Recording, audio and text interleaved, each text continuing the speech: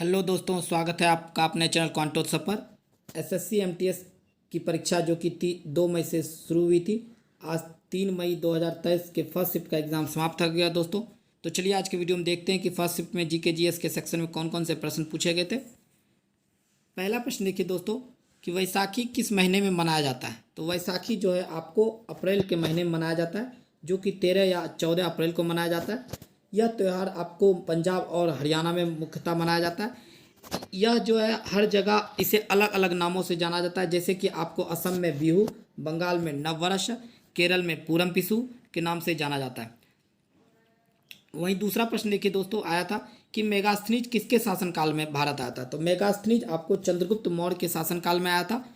तो जरा हम लोग चंद्रगुप्त मौर्य के बारे में कुछ जान लेते हैं, क्योंकि आने वाले शिफ्टों में देखिए आपको जो भी मैं एक्स्ट्रा फैक्ट बताता हूँ वहाँ से क्वेश्चन आपको हर शिफ्ट में देखिए देखने को मिल रहे हैं दोस्तों। तो इसे आप एक बार जरूर पढ़ के जाइएगा कि चंद्रगुप्त मौर्य को बौद्ध और जैन ग्रंथ में क्षत्रिय कहा गया। वहीं मुद्रा राक्षस में इसे शूद्र के नाम से संबोधित किया गया है।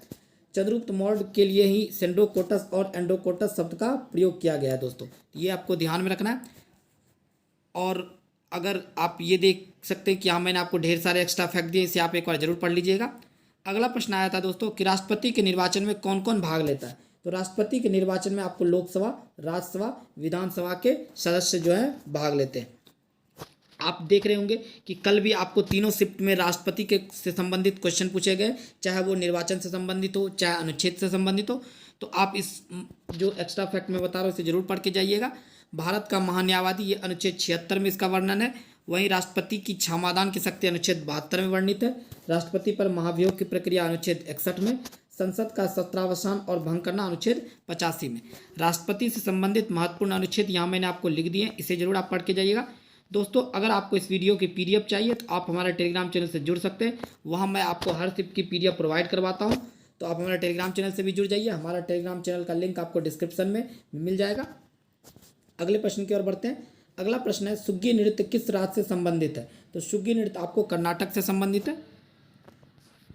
देखिए अगला प्रश्न आया था कि रुक्मणी देवी अंडिल का संबंध कृष्ण नृत्य से है। दोस्तों अगर आप मेरे कल की वीडियो देखी होंगे तो वहाँ मैंने आपको बताया था कि मे भी अगले शिफ्ट में देखिएगा रुक्मिणी देवी जरूर पूछा जाएगा, क्योंकि यह बहुत ही पॉपुलर क्वेश्चन है दोस्तों।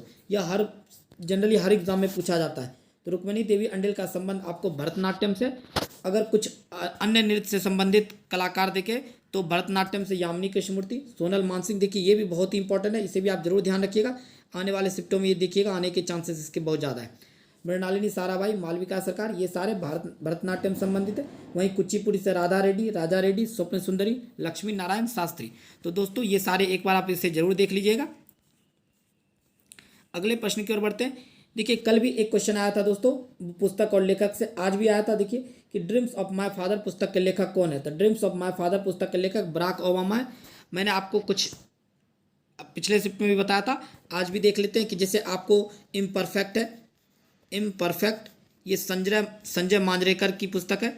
संजय मांजरेकर, नो स्पिन, ये आपका सेनवार्न का है दोस्तों। At the close of play, at the close of play, ये रिकी पॉन्टिंग का है, रिकी पॉन्टिंग का है, ध्यान रखना है दोस्तों। इसी तरह अगर आप ये भी देख सकते हैं the race of my life, ये कल भी पूछा गया था। The race of my life, ये मिल्खा सिंह की पुस्तक है। माइंड मास्टर, माइंड मास्टर, ये विश्वनाथ आनंद की पुस्तक है दोस्तों। तो ये कुछ एक्स्ट्रा जो मैंने बताया इसे जरूर एक बार पढ़ लीजिएगा। बैटरी किस ऊर्जा को किस ऊर्जा में परिवर्तित करता है। तो बैटरी जो है आपको रासायनिक ऊर्जा को विद्युत ऊर्जा में परिवर्तित करता है। अगले प्रश्न की ओर बढ़ते हैं। अगला प्रश्न है दोस्तों 2011 की जनगणना के अनुसार सबसे कम लिंगानुपात वाला केंद्र शासित प्रदेश कौन है। दोस्तों कल आपसे पूछा गया था कि सबसे अधिक लिंगानुपात वाला राज्य कौन सा है। तो वो आपको मैंने बताया था केरल है। और सबसे कम लिंगानुपात वाला राज्य कौन सा होगा दोस्तों, हरियाणा। इसी वजह से यहाँ से आपको जो है बेटी बचाओ बेटी पढ़ाओ आंदोलन की शुरुआत 2015 ईस्वी में की गई थी। अगर आपसे पूछा जाए सबसे कम लिंगानुपात वाला केंद्र शासित प्रदेश तो वह लक्षद्वीप है दोस्तों।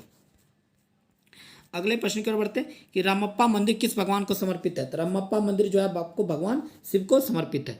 रोजगार की समानता का अधिकार किस अनुच्छेद में। तो रोजगार की समानता का अधिकार अनुच्छेद 16 में। देखिए दोस्तों कल आपसे पूछा गया था अनुच्छेद 17 कि अनुच्छेद 17 में किसका संबंध मिलता है। तो अनुच्छेद 17 में जो है आपको अस्पृश्यता का अंत है दोस्तों। वहीं 18 में मैंने आपको बताया था उपाधियों का अंत है। तो इस तरह से आपको जो भी मौलिक अधिकार स्पेशली हैं ये इस एक बार जरूर आप पढ़ के जाइएगा कि जो आपका अनुच्छेद 12 से 35 में वर्णित है इसे अमेरिका के संविधान से लिया गया, और टोटल जो है आपको जो संविधान बने थे उसमें 7 मौलिक अधिकार थे, जबकि वर्तमान में आपको 6 मौलिक अधिकार अभी हैं, क्योंकि एक मौलिक अधिकार को दोस्तों हटा दिया गया था। तो जो मैंने यहाँ आपको लिख दिया इसे एक बार जरूर आप पढ़ लीजिएगा। अगला प्रश्न है देखिए कि बजरंग पुनिया का संबंध किस खेल से है। तो बजरंग पुनिया का संबंध आपको कुश्ती से। डीएनए कहाँ पर पाया जाता है, तो डीएनए आपको न्यूक्लियस में पाया जाता है, यानी नाभिक में पाया जाता है।